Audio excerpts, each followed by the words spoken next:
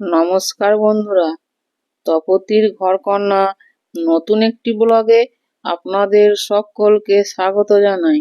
আপনারা কেমন আছেন? আশা করছি ভালোই আছেন। আমিও ভালো আছি। বন্ধুরা, আজকে আমি এমন একটা রেসিপি আপনাদের সঙ্গে শেয়ার করতে চলেছি যে দেখে কিন্তু লোভ লাগবেই, আর তার জন্য বাড়িতে বানাতেই হবে। তাহলে আমি কি রেসিপি বানাচ্ছি আর কি কি সব উপকরণই বা দিচ্ছি, আপনারা এই ভিডিওটা প্রথম থেকে শেষ পর্যন্ত দেখতে থাকুন। স্কিপ করবেন না, স্কিপ করলেই মিস করে যাবেন। বন্ধুরা, আপনারা নিশ্চয়ই দেখে বুঝতে পারছেন যে আমি আজকে কি রেসিপি আপনাদের সঙ্গে শেয়ার করতে চলেছি। হ্যাঁ বন্ধুরা, ঠিকই ধরেছেন।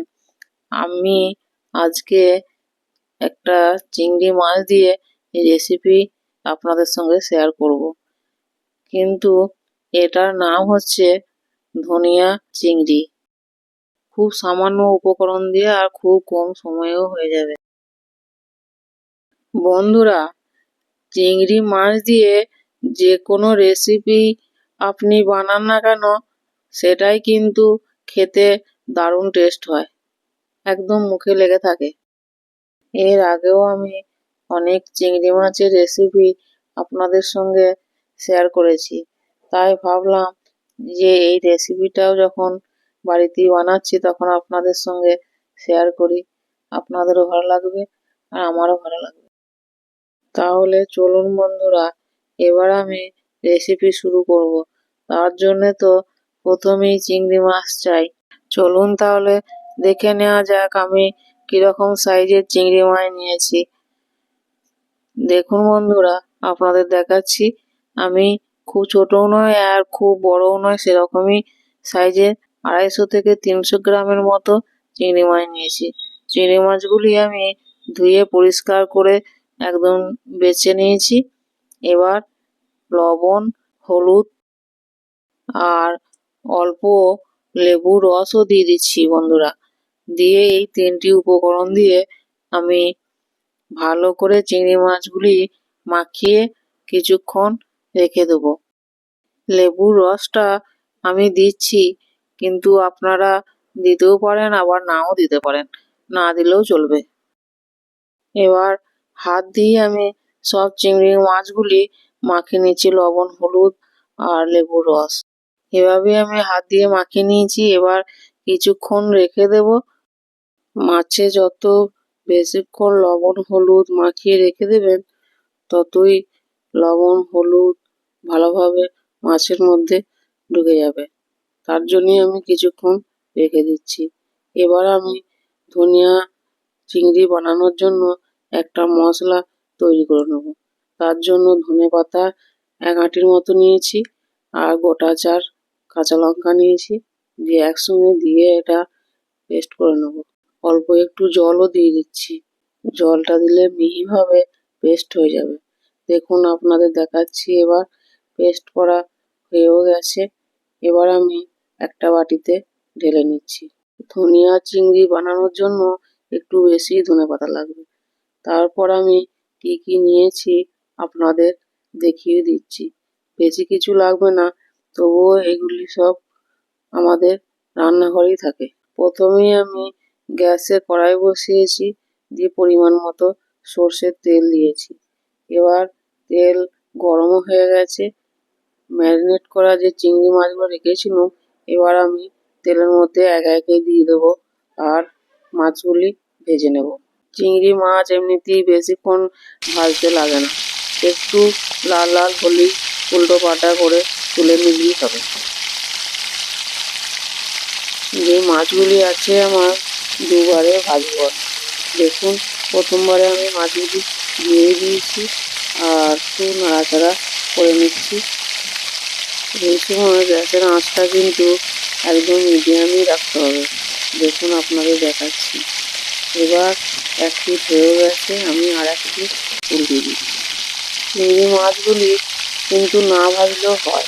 আমি একটু হালকা করে ভেজিয়ে নিচ্ছি। আপনারা চাইলে কিন্তু না ভাজতেও পারেন। দেখুন বন্ধুরা, প্রথমবার যে চিংড়ি মাছগুলি ভাজতে দিয়েছিলাম সেগুলি ভাজা হয়ে গেছে। এবার একটা বাটিতে তুলে দিচ্ছি।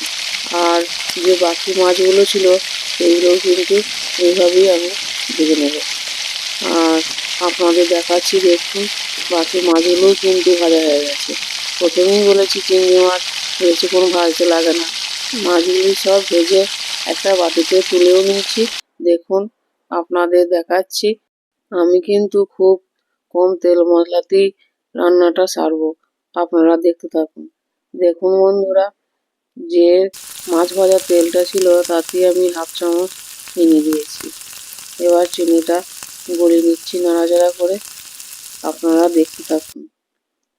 এবার আমি বেটে রাখা আদা রসুনের পেস্ট 1 চামচ ভর্তি ভর্তি দিয়ে দিচ্ছি। দিয়ে এই মশলাটাও কিন্তু ভেজে নিচ্ছি নাড়াচাড়া করে। তেলটা তো ভালোই গরম ছিল, আর আদা রসুনের পেস্টটা দেখুন ভাজা ভাজা হয়ে গেছে, তেলও ছেড়ে দিয়েছে। এবার 2 চামচের মতো পেঁয়াজ বাটা সেটাও দিয়ে দিচ্ছি। দিয়ে আবার কিন্তু নাড়াচাড়া করে ভেজে নেবো। দেখুন লোহার কড়াইয়ে রান্না করছি, তাই একটু আঁচটা কিন্তু গ্যাসের একদম লো টু মিডিয়ামই থাকবে, এর বেশি দেওয়া যাবে। দেখুন সব মশলাই কিন্তু ভাজা ভাজা হয়ে গেছে। এবার গুঁড়ো মশলাগুলি দিয়ে দিচ্ছি। 1 চামচ ধনে জিরে গুঁড়ো, 1/2 চামচ লঙ্কা গুঁড়ো, 1/2 চামচ লবণ দিয়েছিলাম মাছের সঙ্গে আমি মাখানোর সময়, সেই জন্য অল্প দিয়েছি। লবণটা স্বাদ অনুযায়ী দিয়ে দেবেন আপনারা। এবার সব মশলা একসঙ্গে কষিয়ে নিচ্ছি। দেখুন আপনাদের দেখাচ্ছি, এভাবেই কিছুক্ষণ নাড়াচাড়া করে মশলাটা আমি ভেজে নিয়েছি।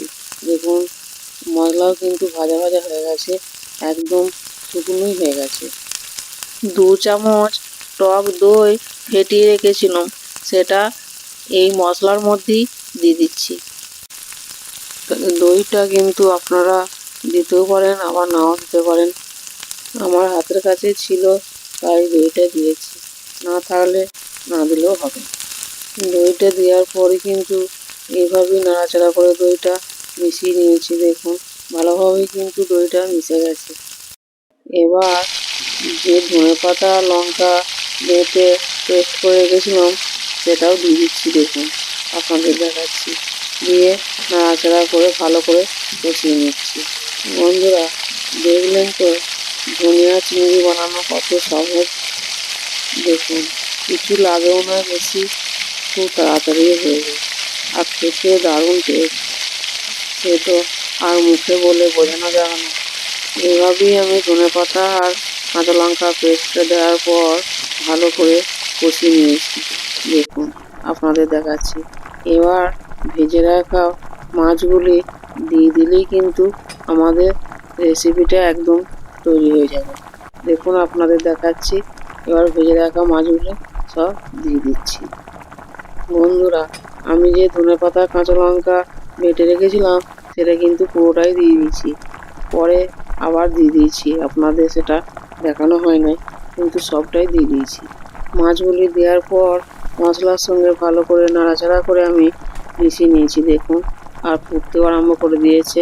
এবার ঢাকা দিয়ে রেখে দিচ্ছি কিছুক্ষণ, মিনিট 2 মতো রেখেছিলাম। এবার আমি ঢাকা খুলে আপনাদের দেখাচ্ছি। দেখুন কত সুন্দর কালারও এসেছে, তেলটাও ছেড়ে দিয়েছে, বেশি কিন্তু তেলও দিই নাই। দেখুন বন্ধুরা তাতেই কীরকম কালারটা এসেছে। এবার ঘরে তৈরি করে রাখা ভাজা মশলা একটু উপর থেকে দিয়ে দিচ্ছি। স্বাদটা কিন্তু দারুণ হয় এই ভাজা মশলাটা দিলে। ভাজা মশলাটা দেওয়ার পরও আমি নাড়াচাড়া করে ভালো করে মাছের সঙ্গে মিশিয়ে নিচ্ছি। দেখুন বন্ধুরা আমাদের ধনিয়া চিংড়ি রেডি হয়ে গেছে। আমি কিন্তু গ্যাস বন্ধ করে দিচ্ছি। এবার একটা পাত্রে ঢেলে নেব। এত সুন্দর ধনিয়া চিংড়ি সুবাস উঠেছে বন্ধুরা, একদম দেখেই তো লোভ লাগছে। এবার উপর থেকে কিছুটা সর্ষের তেল ছড়িয়ে দিচ্ছি, আর গরম গরম ভাত আর গরম গরম ধনিয়া চিংড়ি উপর থেকে একটু ধনেপাতা আর লেবু দিয়ে সাজিয়ে দিয়েছি। বন্ধুরা, এবার তো খেয়ে টেস্ট করতে হবে, দিয়ে বলতে হবে আপনাদেরকে যে কিরকম টেস্ট হয়েছে। আর দেখেই নিশ্চয়ই বুঝতে পারছেন, আর বলার কিছু নাই। তবুও আমি একটু খেয়ে আপনাদের বলবো। মাছটাও কিন্তু দারুণ নরম হয়েছে, হালকা ভাজা ছিল, তারপরে মশলাতে পড়েছে, আরো নরম হয়ে গেছে। আমি কিন্তু খাচ্ছি বন্ধুরা, খুব কম সময়ে আবার খুব অল্প উপকরণ দিয়েও রান্না হয়েছে। এত সুন্দর টেস্ট সে তো বলে বোঝানো যাবে না। আর আপনারা যদি এর টেস্ট পেতে চান তাহলে তো অবশ্যই বাড়িতে বানাতে হবে, আর রেসিপিটা প্রথম থেকে শেষ পর্যন্ত দেখতে হবে।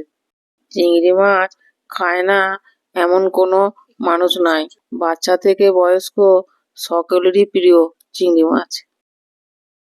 আর আমি ভাতের সঙ্গেই পরিবেশন করেছি বন্ধুরা, আপনারা চাইলে কিন্তু রুটি, লুচি, পরোটার সঙ্গেও খেতে পারেন, কিন্তু এই রেসিপিটা ভাতের সঙ্গেই ভালো যায়। বাড়িতে ধনিয়া চিংড়ি বানিয়ে সকলকে খাওয়ান, সকলেই কিন্তু খুব মজা করেই খাবে আর আপনার প্রশংসাই করবে। বন্ধুরা, আমি এখানে পেঁয়াজ, রসুন, আদা সবই দিয়েছি। আপনারা চাইলে কিন্তু পেঁয়াজ বাটা আর রসুন বাটা না দিয়েও শুধু আদা বাটা দিয়েও এই রেসিপিটা বানাতে পারবেন, তাতেও কিন্তু স্বাদ একই রকমই থাকবে। চিংড়ি মাছের অনেক রেসিপি বানিয়েছি, তার মধ্যে সব থেকে সেরা সেরা হচ্ছে এই ধনিয়া চিংড়ি রেসিপিটা। এই ধনিয়া চিংড়ি এত সুন্দর টেস্ট হয়েছে যে আর কিছু তরকারি না হলেও চলবে, শুধু এই ধনিয়া চিংড়ি দিয়েই পুরো ভাতটাই খাওয়া হয়ে যাবে। তাহলে আপনারা রেসিপিটা প্রথম থেকে শেষ পর্যন্ত দেখুন আর ঝটপট বাড়িতেই বানিয়ে নিন। খেয়ে আমাকে বলবেন কমেন্টে যে কীরকম হয়েছে। আর আমার ভিডিও যদি ভালো লাগে তাহলে তো অবশ্যই লাইক, কমেন্ট, শেয়ার, সাবস্ক্রাইব করবেন। পাশে থাকা বেল বাটনটি প্রেস করতে ভুলবেন না। আর কোনো নতুন বন্ধু এসে থাকলে তাহলে চ্যানেলটি সাবস্ক্রাইব করার অনুরোধ রইল। ফেসবুক থেকে দেখলে ফেসবুক পেজটি ফলো করবেন।